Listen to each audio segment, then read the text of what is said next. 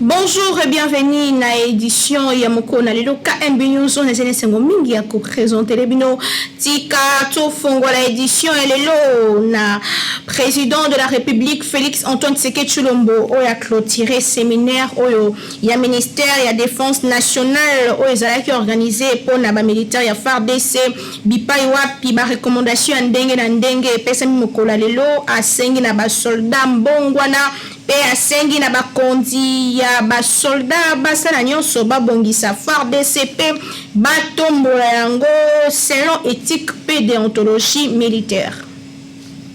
Actualité zapeli susu bokutani ya président ya Seni na bapandisango mukola lelo na Béatrice Hôtel na ville province ya Kinshasa. Président ya Seni ezalaki lors ya café de presse ayeba bongo kolakisa logo ya sika ya Seni, donc nouveau narratif na kati ya commission électorale nationale indépendante ezalaki bongo masolo na bapandisango koyebisa bango lelenge nini esengeli ba se comporter to pe rôle na bango na tango ya mapono mitozongela bino prochainement na ba détails pona koyebisa bino nini penza esalemaki kuna.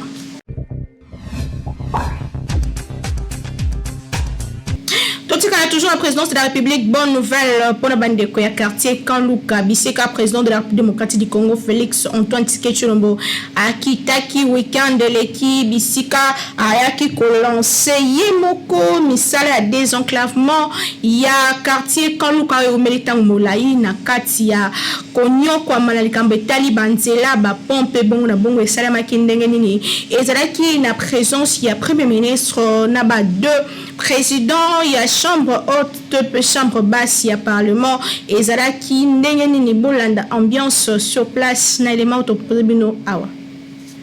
Président de la République démocratique du Congo, Félix Antoine Tshisekedi Tshilombo a lancé officiellement des travaux et désenclavement et quartier Kanluka situé dans la commune de Kitambo et Zalaki samedi 14 mai en présence. Il y a plusieurs personnalités dont Premier ministre Jean-Michel Samalukonde, le président. Il y a deux chambres du Parlement, Christophe Mbosso Kodia, Pebat Kwebo. Quartier populaire, il y a commune Yangalema, Kanluka et Tikala enclavé où tu as plusieurs décennies. Sa principale artère, avenue à cimetière étant impraticable. En plus, il y a 3 rivières où ils allaient constituer grand obstacle pour les habitants. Il y a Kaluka rejoindre commune voisine Banda et Peselemba. Toutefois, dans quelques mois, quand Luc est causé la relier na commune ya Selemba ou ouvert na partie est ya capitale après réhabilitation ya principale avenue ya pelle sous construction en 3 ponts Sakombi Malukupe Lumbudi.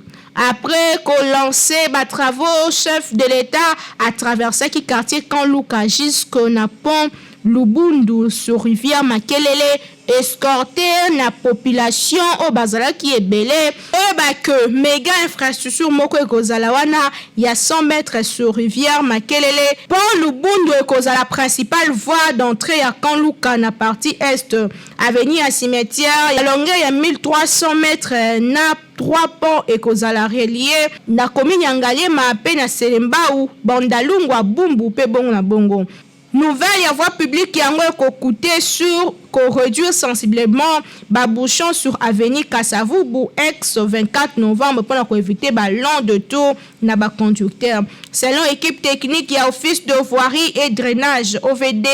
travaux y dirait 6 mois et ezali entièrement financé na ministère et infrastructure pe à travaux publics ya République démocratique du Congo. Réhabilitation ya venu à cimetière pe ezali ko participer na révalorisation ya quartier o ezali relayé na seconde zone ya position extrême wapi bishika et kosale mabongo sous impulsion ya président Félix Tshisekedi mai pe électricité pe bongo na bongo et kokota na Kanluka ezalaki esengo bana kaluka barobi uta Congo ezala Congo eke bavana na ville ya Kinshasa nanu président de la République en fonction à côté la bango na mabele boyete ezalaki likamba kokamwa batu basepelaki batikaki bandako balandaki président na sima moto la moto bayaki na ba plainte na bango kasi esengezake pour une fois bonne nouvelle ekweli bango Kanluka et kozala quartier moko modernisé pe désenclavé en tout cas et sali kitoko Kinshasa et l'équipe partout. Groupe de réflexion de l'élite tshisekidiste Gret Namususe basalaki bongo premier colloque international Bisikop ba réfléchissaki sur bilan et chef de l'État 3 ans après bokoti na ye na pouvoir ni lipenze salemi ni salemi na noté bazalaki na salon rouge ya ministère des affaires étrangères et salaki ndenge nini bolanda reportage auto proposé mino awa. Samedi 14 mai, Allélo et Tikali a jamais gravé na banal. Il y a groupe de réflexion de l'élite tshisekidiste au Basangana qui n'a cadre et premier colloque international dans le salon rouge du ministère des Affaires étrangères à Wanajville, province à Kinshasa. Cadre, militants, sympathisants peuvent inviter à Ndenge na Ndenge. Répondant qui présent na beaucoup tani oyo, il y a réflexion avec comme thème alternance pacifique en RDC 3 ans après quel bilan. Moment de réflexion profonde wapi ministre et finance Nicolas Kazali o azalaki na milulu yango a expliqué ki na mozindo penza ndenge mokonzi ya mboka mwana mboka Félix Antoine Tshisekedi Tshilombo azali kolala te na gouvernement na ye pona ko matisa libenga ya l'État pe ko stabiliser misolo lisusu économie ya mboka etambola kitoko na ngambo na ye professeur Mbata premier vice-président et assemblée nationale moko ya ba invité pe ba intervenant a expliqué ki pe lolenge kani ba réforme pe évolution ya démocratie na niveau ya assemblée nationale ezali ko salema. Premier colloque oyo ezwaki pe bapayandakisa professeur Kaya o autaki Brazzaville ye a expliqué ba effort ya président Félix Tshisekedi ya ko valoriser ba richesse pe ba ressources biodiversité ya République démocratique du Congo libanda ya mboka alobi depuis RDC ezala RDC Congo République démocratique du Congo nanu amona président oyo atekaka mboka malamu lokola Félix Tshisekedi te. Depuis Brazzaville, image de ce la pour la RDC Zomata. Et c'est un mingi, le lobby se coûte na Brazzaville, tout comme il y a c'est un koyaka na Kinshasa. Et comme il pour la RDC comme exemple monnaie en Afrique dans le cadre du développement. Et ouana, les amakasi à président président Félix Antoine Tshisekedi. Donc RDC le loyo azola kisa, ninga lobaka azola kisa image moko ya malamu en Afrique. Oui, c'est Pélissinga ezali que tozali na groupe de réflexion na sima ya Félix Tshisekedi tozali na batu bazo réfléchir malamu pe Gret et pe si exemple mokolo lelo to sepeli que tokoki kosala ba réalisation ebele pona kosala ya malamu pona population na cadre toujours ya le peuple d'abord. Tango azwaki maloba coordonnateur ya Gret Patrick Tchaba expliqua ki motu ya colloque oyo po ali kotalisa bana mboka mosala ya Félix Tshisekedi Tshilombo oyo ali kosala déjà uta kota na bokondi toujours na vision ya le peuple d'abord ya leader Maximo Etienne Tshisekedi wa Mulumba. Lelo ezali mokolo monene esengelaki koyeba pe kokanga ko na Gret ezali na ba cerveau oyo esalaka ezalaki premier colloque ya Gret tozali mouvement monene koleka parti politique na kati ya UDPS ata soki tozali na soubassement ya parti politique te biso tozali wana mpona kosoutenir mokonzi ya mboka oyo azali moto oyo esengeli pour que population a voté na ba élection oyo ezali koya. Esengeli koyeba pe kokanga ke Gret ezali mouvement politico-socio na niveau ya UDPS Tshisekedi mais yango ezali structure au sein ya UDPS te ezali moko ya ba mouvement ya makasi o ezali communauté toujours na sima ya vision ya Etienne Tshisekedi wa Mulumba lokola moko ya ba combattant o basala mosala kitoko. Patrick Nchaba azalaki primé mokolo ya lelo na lisanga ya ba journaliste o bazali kotala ye na musika bango balobi ke apesi tina pe valeur na kombo combattant liboso ezalaki soki balobi combattant ozali komona ba mauvaise valeur kasi lelo combattant na kati ya Great et commandé réflexion intelligence pe cerveau o ezali ko fonctionner. Premier colloque oyo batalisi que ezali kaka ya yambo kasi kokoba po balingi ba intellectuel pe balamboka bavanda na lisanga nyonso kokanisaka nini penza mboka na biso esengeli kosala lobby na ngambo na ye présidente ya Ligue de Femmes Madame Pamela azangaki pe ya koloba te pe abengaki basi tikozala na kati ya colloque na biso na ministre ya finance Nicolas Kazadi toyokaki mwa moke lolenge auti koloba na makambo etali ekonomi to pe finance ya mboka na biso ndenge nini ezali kotambola toyebi baso te mboka na biso mikolo eleki ekweyaki mpenza makasi kolobaki na mbala moko makambo nyonso kobongwa na eza mwa pasi mais malembe président na biso Félix Antoine Tshisekedi Tshilombo aza kosala ba effort pour que makambo wane bonga soki tokoyebisa ba mama to pesa président na biso Félix Antoine Tshisekedi Tshilombo maboko to soutenir ye oyo biso toza nango posa akokisela biso ba mama biso totala ka kitunga na biso ekobonga oyo toza nango posa ekokokisama mais totika ye moko te oyo azali papa ya ba mama azali wana pona biso ba mama soki pe biso tolakisi effort na biso tant toza kolela pembeni papa kitunga na biso nano komi ndenge tolingi te mais toza wana pona ko soutenir yo oyo tokopesa ye pe makasi pour que asala akokisa pe oyo ezali posa na biso boende ezalaka bademontraki point par point misala ya Félix Tshisekedi Tshilombo na mboka Congo bazali kotalisa comment est-ce que misala ezali kosalema pe vision na ye ndenge azali kokoba kosala yango po bango balobi ki a mérité de deuxième mandat. En tout cas tozali kokena 2023 peuple to irnde ko bisa biso solo Kinshasa et l'équipe partout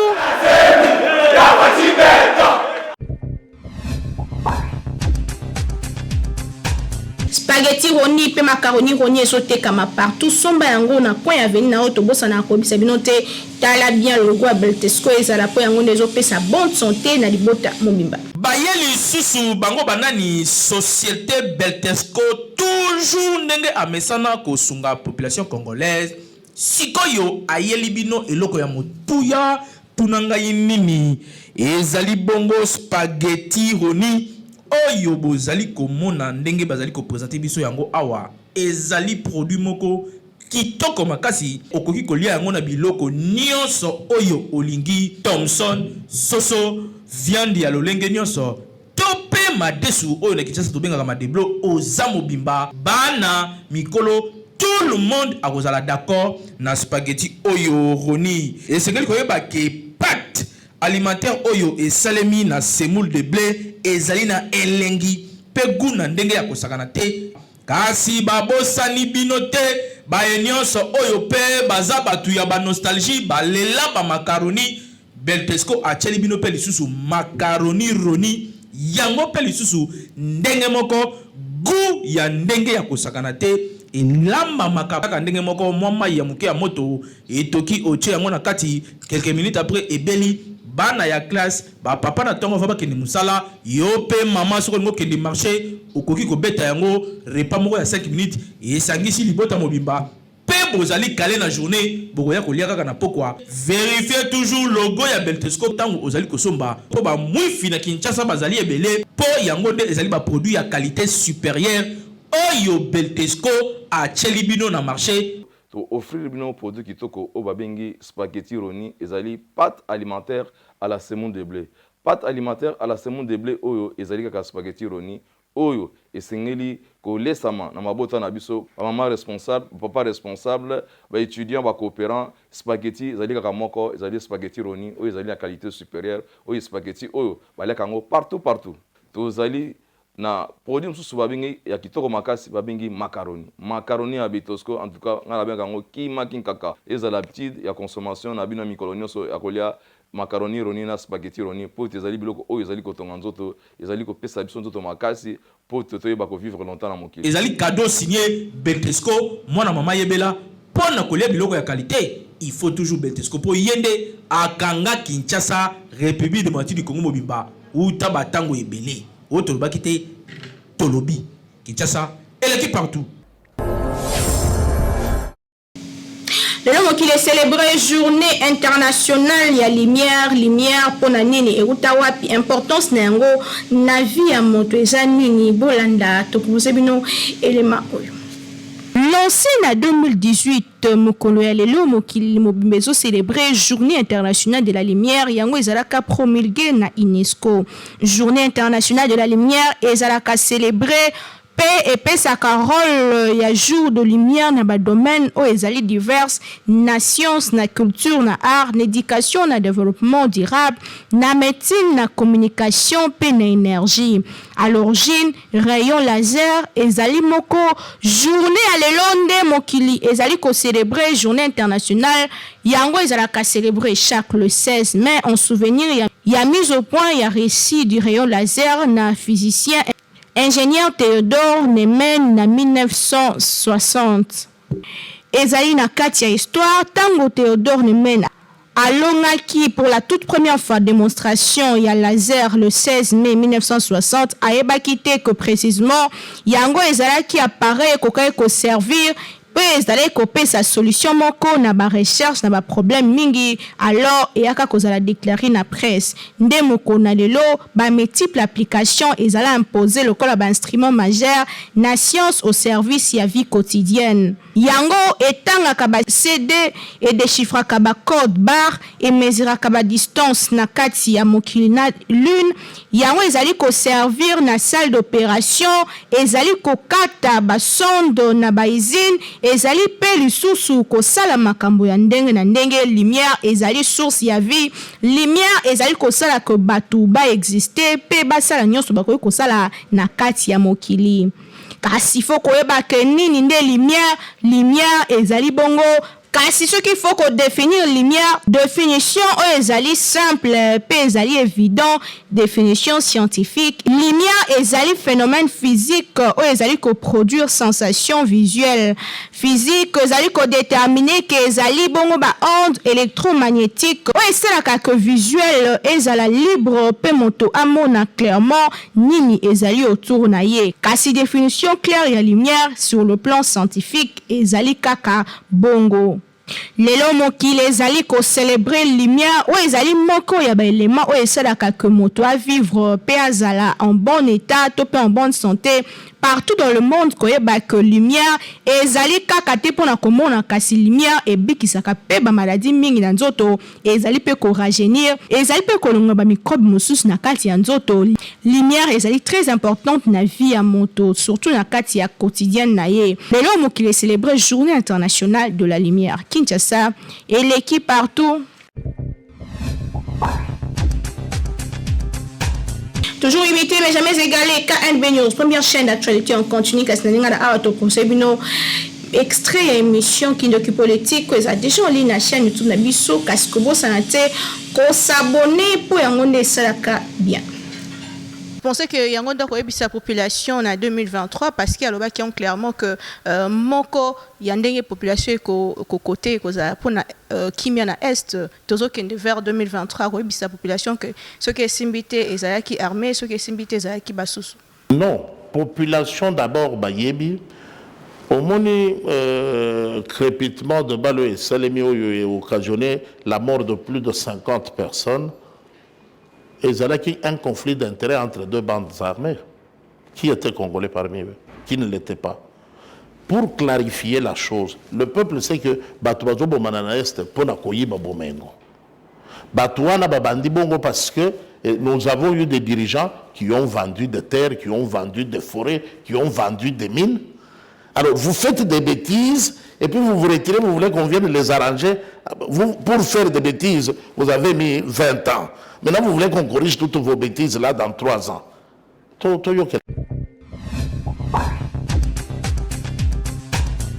Tozongeli awa en image victoire ya Martin Boko, le boxeur congolais face au français Tony Yoka, victoire historique et les kanaki ndenge bolana.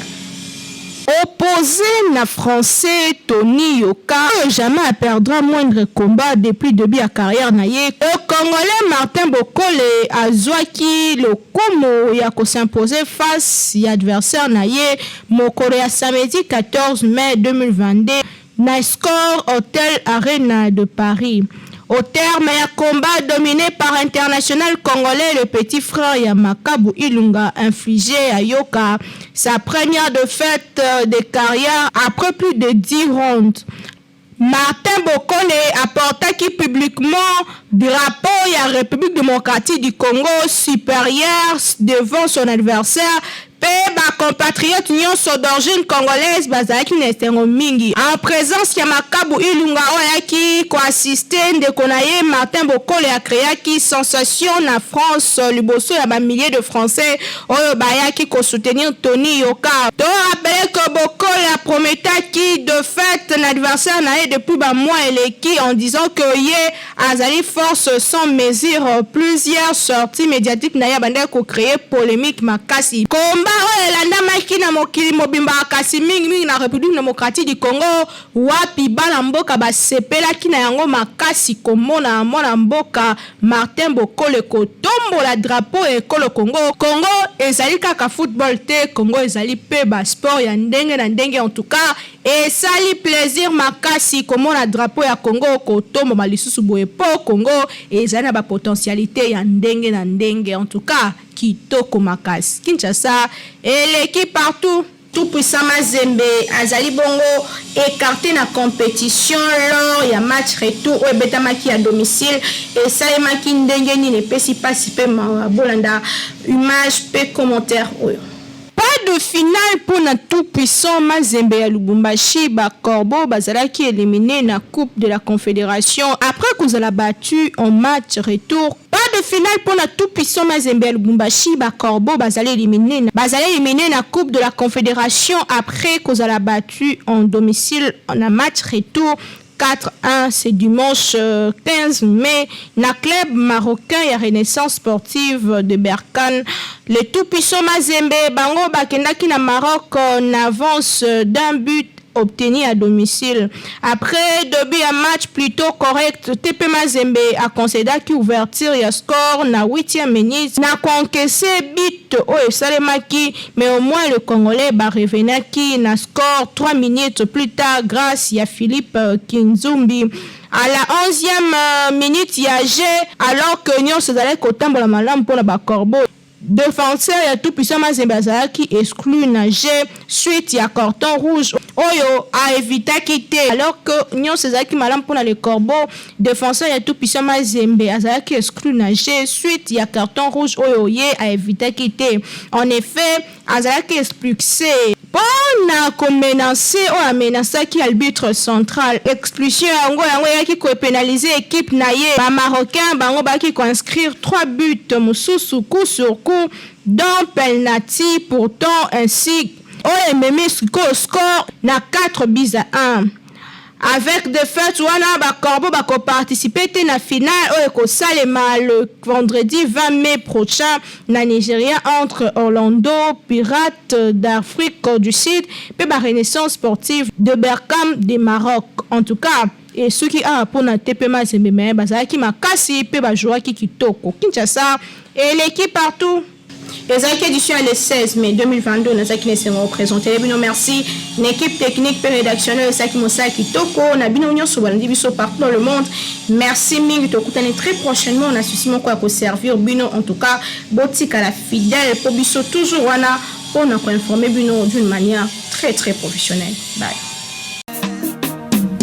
Magazine